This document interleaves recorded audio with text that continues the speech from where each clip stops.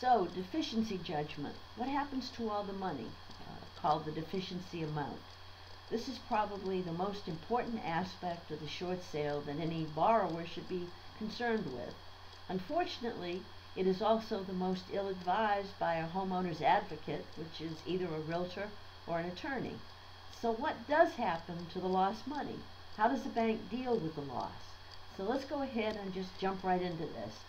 The reason you do a short sale is to rid yourself of the property. However, it's very important to remember that you are the owner of record all the way up to a foreclosure sale. Therefore, you as the borrower are the only person who can entertain any and all offers on the property. So believe it or not, this gives you the upper hand when negotiating with a lender, and this is why it is so crucial that any borrower utilizes an advocate who is truly well versed in this. It is night and day from a traditional transaction. Your facilitator should know how a bank deals with a loss so you can get the best result. Believe it or not, the majority of time when a short sale is negotiated properly, and in my case over 90% of the time, the borrower will get a forgiveness of debt on the loan in conjunction with a 1099. I want you to know that 90% of the time borrowers are not going to have any sort of liability because of the following reasons.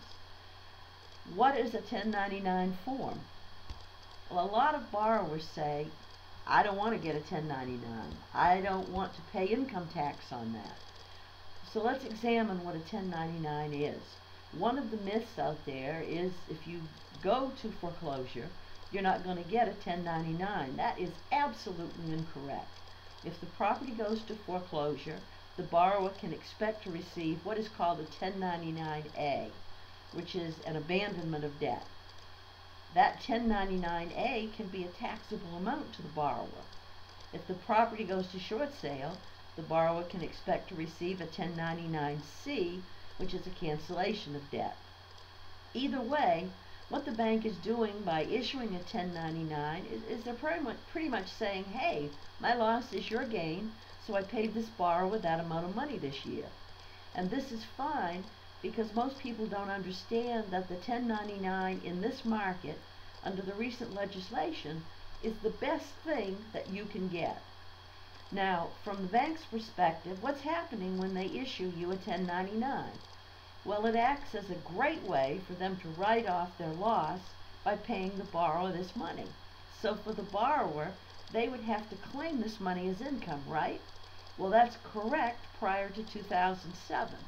But the reason that you want the 1099 is because once the bank issues the 1099, how are they going to still chase the borrower for the deficiency?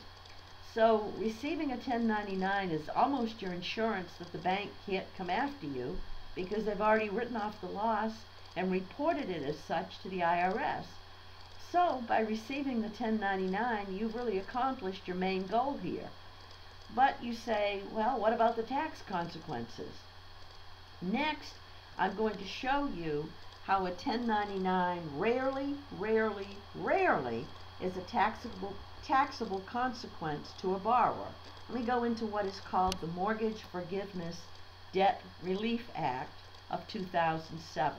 This was passed by President Bush on December 20th, 2007 and extended by President Obama through the end of 2012. So it's very, very important that you understand the difference in how these 1099s are handled. Basically, what this act says in a nutshell is any borrower who receives a 1099 resulting from a foreclosure or short sale is completely forgiven from any 1099 liability or debt realized by the IRS only if A, it is their primary residence, or B, the borrower is deemed insolvent. So basically, as long as you file your taxes correctly, utilizing your accountant and IRS Form 982 at the end of the tax year, you will not have to pay income tax on this 1099 received. Folks, this is the bailout.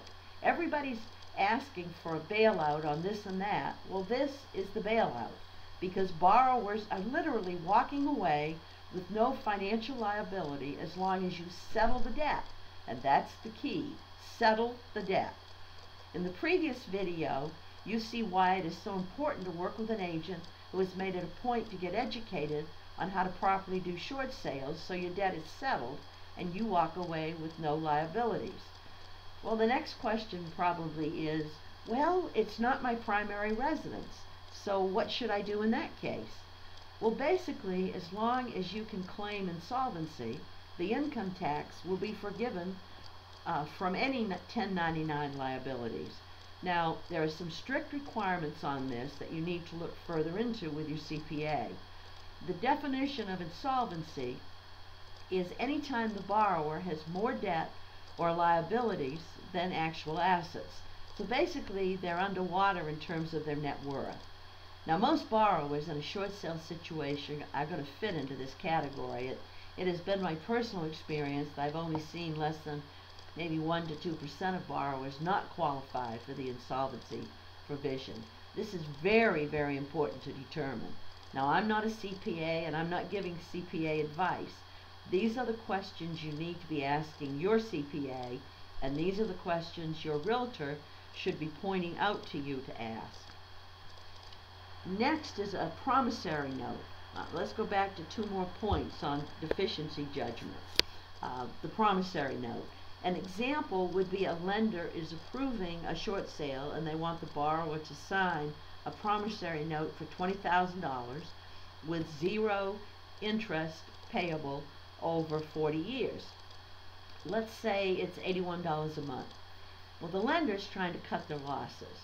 Now, if you have a true short sale professional in your corner who would understand this, they're going to know how to negotiate with the lender on getting rid of the promissory note by possibly offering what is called a cash contribution.